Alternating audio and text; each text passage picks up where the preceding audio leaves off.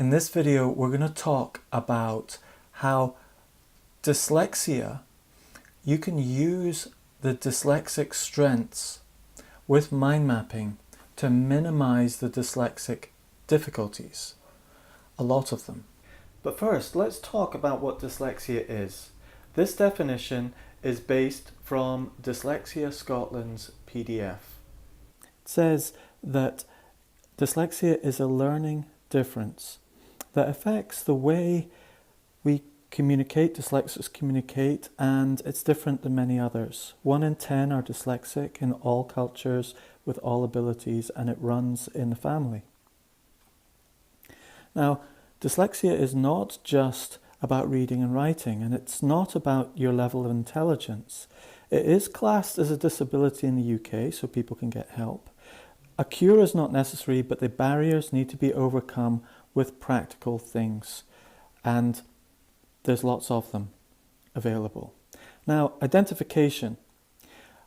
Of those 1 in 10 people, what happens if you're identified or unidentified as dyslexic?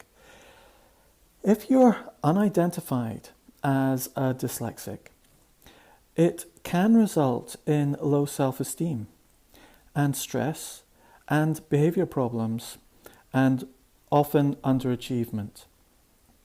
But if you are identified early as a child, you can adjust their teaching and target their needs. An adult can also, when they get identified, get work adjustments, and with the right support, people can reach their full potential. Some of the characteristics of dyslexia. I'm drawing a scale here because there are pluses and minuses for dyslexia, and that strengths on one hand come with dyslexia. Some people call it a superpower and a gift, and others you can see the difficulties. So you've got strengths and difficulties with dyslexia. The strengths of dyslexia, like being a practical person, often hands-on, creative, visual, with good verbal skills, social interaction, solve problems, and have the big picture. A lot of these skills are really helpful with mind mapping.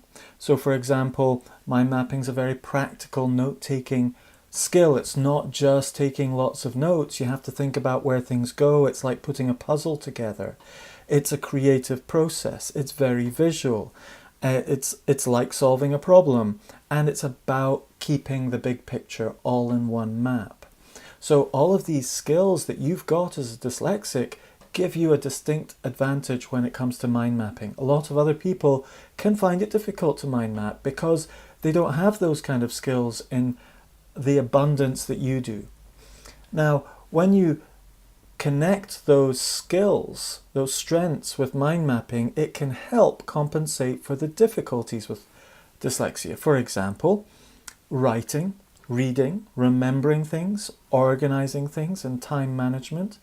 So mind mapping can help with a lot of those things. For example, with mind mapping, you minimize the writing. Instead of writing down 700 words, you're writing down maybe 100 instead in a mind map.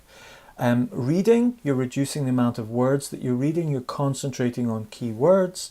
Remembering, well, if you have it all in one mind map, you can visually picture where things are. You can keep the big picture, which is so important for dyslexics. Dyslexics are always wanting to keep the big picture and find how things fit in the big picture.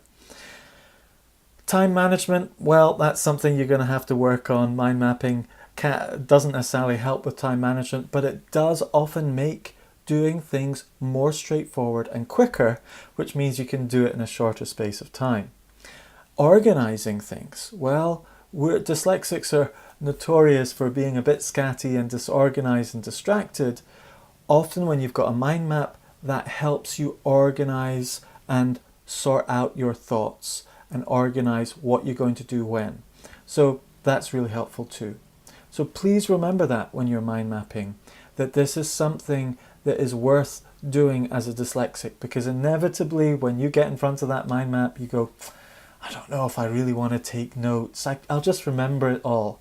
But you know what it's like with dyslexia. You think it's all really clear, and it really is, but when you turn away and you leave it for 5 minutes or a day or something, it just kind of floats away. These thoughts get all muddled up. A mind map can sort all of those, stick them into one place for you, so they're where they're meant to be when you come back to it.